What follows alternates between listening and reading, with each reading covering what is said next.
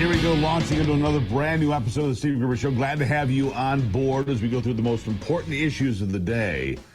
And look, this is a trigger warning. This program can result in extended periods of American pride and optimism and uncontrollable enthusiasm in America's future. We're kicking off a live broadcast day like every day on Real America's Voice and MTN. We are reaching a growing global audience. It's the Steve Gruber Show. It's a no panic zone, so get it together. Here we go. 3 big things to know this hour. Number 1. An FBI investigation zeroing in on 3 separate COVID cover-up plots to keep everything secret and you in the dark. Number 2, the Islamic terrorist from Egypt that set Jewish protesters on fire over the weekend, facing both state and federal charges. And sadly, it's just a warning of what is to come. It's going to get worse, folks, because we left the borders open. Thank you, Joe Biden. And number 3, the national debt is still looming, almost $37 trillion. And counting. We're still talking about it, about the messed up priorities of the Democrats who got us here and the Republicans who need to grow a pair and fix it. Here's Speaker Mike Johnson with the problem. Listen. In this situation overnight, Kristen, it took us decades, many decades of Congress's, frankly, mismanagement of the public fisc to get in this situation. And the last 4 years, the Biden administration increased spending dramatically. So it's going to take us a while to get out of it. We can't flip a magic switch and reverse it overnight. Much of that increased spending, as we already know, went to taking care of people who aren't even supposed to be here, not Americans. All the fraud that Elon Musk discovered in USAID, for example. Also, all the money that went to people who came across the border illegally. All of that money. Democrat mayors have really screwed the pooch on this one. And more. Here's more. Listen. Mayor Johnson, in the last 4 years, how much has Chicago spent on care for illegal aliens? Thank you for that question, Congresswoman. So since 2022, since the governor of Texas began shipping. Just tell me a number. I don't need a speech. Just tell me a number. So since 2022, since the governor of Texas was shipping individuals to cities across this country, the city's budget, roughly 1% of the city's budget over the course of 4 years. Mayor Johnston, the same question, and I don't need a speech, just a number. Thank you, Congresswoman. Thank you, Congresswoman. It's $79 million over the last 2.5 years. Mayor Adams, same question. How much has New York spent to care for illegal aliens? Approximately $6.9 billion went out of our taxpayers' funds. Mayor Wu, same question. How much has Boston spent to care for illegal aliens in the last 4 years? We do not ask about immigration status and giving city services and providing that access, so we do not have a number. Boston doesn't even have a number. Doesn't even know what they've spent. Doesn't even know what they've stuck the taxpayers with, and I can assure you, that's intentional. They don't want their legal residents, Americans, actual Americans, knowing how much money could have been spent on improving their community, fixing their city. And don't let Mayor Johnson's glib 1% answer fool you. That amounts to roughly $625 million over that time. The actual costs are likely much higher, as this figure doesn't include all the aspects of migrant services, such as the cost of moving migrants out of the city or cleaning up after homicides and sexual assaults. The Democrat Party seems hell-bent on the destruction of our nation, don't they?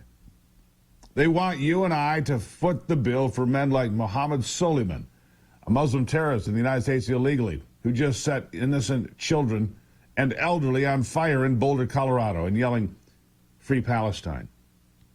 This is who ICE is trying to prevent guys like that from terrorizing our citizens. And Democrat mayors are actively working against law enforcement every step of the way. How about this example? Wilkinsburg, Pennsylvania Mayor Dante Comins, who says he's warning illegal migrants in his city about ICE operations so that they don't get caught. Listen. Wilkinsburg Mayor Dante Comins posted about it on his Facebook page. Everyone here is, we're family, we're Wilkinsburg, and we just want to protect each other. We have ordinances that protect everyone, no matter what part of life you're from. What do you say to people who say you shouldn't be here illegally? That's how this country started. You got to start, it's all about getting that path to being a resident. Please. And I feel like we need to help them.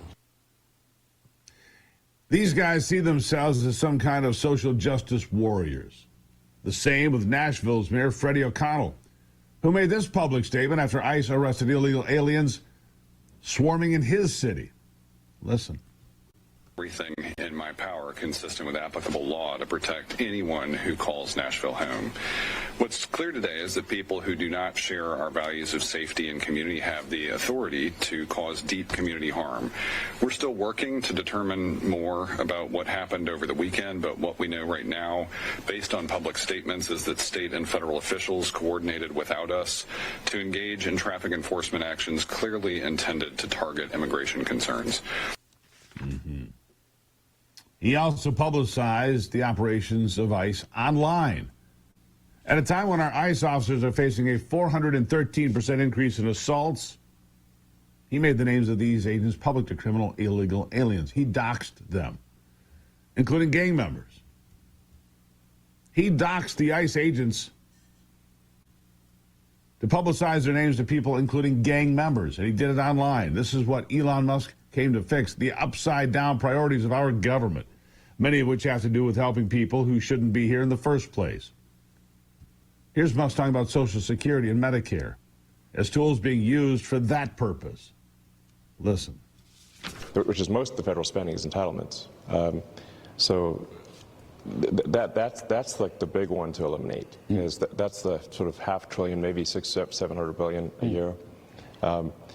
That is also a mechanism by which the Democrats attract and retain illegal immigrants by essentially paying them to come here and then turning them into voters.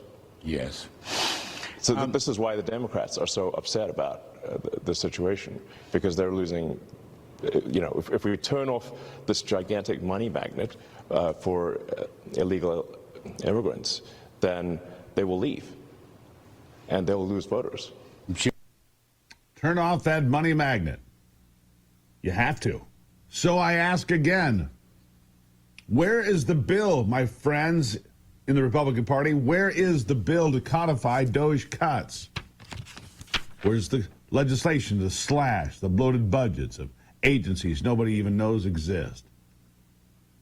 Brandon Gill tells Fox News that he's concerned the national debt as we are. He says it. Listen.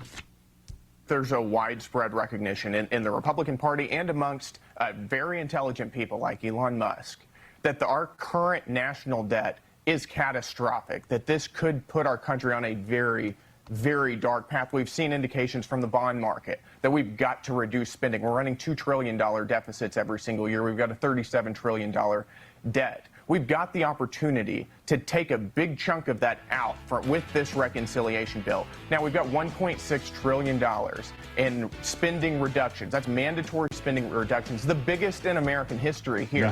But there's more that we can do. We can roll back more of the Green New Deal. I think we can be less aggressive with the SALT cap.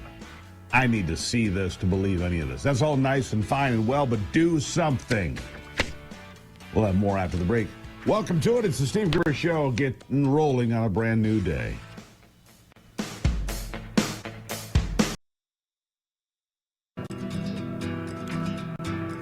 Hey, like I said before the break, when it comes to cutting spending, I need to see it to believe it, because look, they've been telling me this my whole life. Oh, we're going to cut spending. We're going to trim back. We're going to... it's not just Democrats. Republicans like to blame Democrats for spending, but they're just as complicit. Just as complicit. Here they are with the majority in the House. Where are the codification of DOJ? Where are the bills to implement DOJ cuts permanently? The Department of Education, the EPA, the endless alphabet soup of bureaucracies, they're all still there sucking up our tax dollars like a giant vacuum cleaner on steroids. Maybe you don't like to hear this kind of criticism. Maybe you don't. But I'm telling you, this is what separates us from the Democrats. They were more than happy to hold their tongue and bury their head in the sand while their fearless leader, Sleepy Joe Biden, abdicated his responsibility to liberal White House staffers because he couldn't remember which planet he was on. But not us. If we want something to change, we've got to call it out. Now, don't get me wrong. I'm not saying the GOP is all bad. Some are screaming from the rooftops about this debt crisis, about the need to cut spending. But they're drowned out by the rhinos, the spineless moderates who'd rather play nice with the Democrats than fight for us. These establishment types love to talk about bipartisanship while our country goes broke. Bipartisanship? How about bipartisanship in bankruptcy court? Because that's where we're headed if we don't get serious about this. We're expecting that rescissions package on Capitol Hill, maybe as early as today, to cut over $9 billion, mostly from USAID. The House says it's fired up about passing it through. Here's Speaker Johnson explaining why this has to happen. Listen. DOGE was looking at discretionary savings. There are two categories of federal spending. One is mandatory spending. One is discretionary. The reconciliation package is dealing with the first category and not the latter. So that it was not possible, literally under the rules of the Senate, for us to put DOGE cuts in large measure in the reconciliation package. So that means it has to be a separate instrument. The way it works is that the White House sends to us a rescissions package, rescinding, basically clawing back money that Congress had already appropriated but was misspent in a number of ways. We've been waiting on those calculations. It took a while to do it. Remember, I mean, there was no playbook for what Elon Musk and DOGE were doing. They didn't have a set of procedures to follow. They had to create them as they went. So they had to qualify and then quantify, and now we're ready to codify the changes. So I'm heartened to know that on Tuesday of this next week, the White House will send us the first of what we believe will be several rescissions packages, and this one everybody's heard by now is more than $9 billion, and it goes after some of the fraud, waste, and abuse. It's $9 billion. It's a token. I'll give you a tip, Mr. Speaker, and your entire party. Spend more time figuring out how to get it down than explaining why you can't. And in the meantime, the White House needs to get cracking on these rescission packages, too. One $9 billion Band-Aid isn't going to fix anything. I'm telling you, folks, this was our shot. Musk wasn't just some billionaire with a big mouth. He was a symbol of what could have been. A private sector genius wanting to take on the swamp, but without a Republican Party wanting to codify these cuts to make DOGE a permanent fixture, we're back where we started. A nation buried under almost $37 trillion in debt, no end in sight. We've become a country that spends money we don't have on programs we don't need for people we don't like, while our infrastructure crumbles, our borders stay open, and our kids inherit a future where they'll be working just to pay out the interest on our mistakes. So what's it going to take? What's it going to take? How many more trillion do we need to owe before the GOP grows a spine and a pair? How many more chances do we get before China calls in our loans and we're eating rice and beans in a Beijing-owned America? The GOP needs to wake up. They need to codify DOGE, make those cuts permanent, and stop treating the budget like a bottomless piggy bank. We elected them to fight, not to fold. We gave them the House, the Senate, the White House, and they're acting like they're playing defense. Enough is enough. It's time to hold their feet to the fire. Call your representatives. Flood their inboxes. Show up at town halls. Demand they cut spending. Codify DOGE. Start treating our $36 trillion debt like the crisis that it is, because it is. Because if they don't, if they keep kicking the can down the road, then Elon Musk's departure might be the final nail in the coffin of our chance to save this country from financial ruin. We can't afford to wait for another savior. The time to act is now. Let's make America solvent again. How about that for an idea? How about we make America solvent and great again? Are you frustrated by the gridlock in Washington like we've been talking about? Wondering why Congress just can't get anything done, nothing at all? There is a way to understand more and how we got here and what can be done about it. Hillsdale College presents a free online course, Congress, How It Worked and Why It Doesn't. It's taught by Hillsdale's own Dr. Kevin Porteous.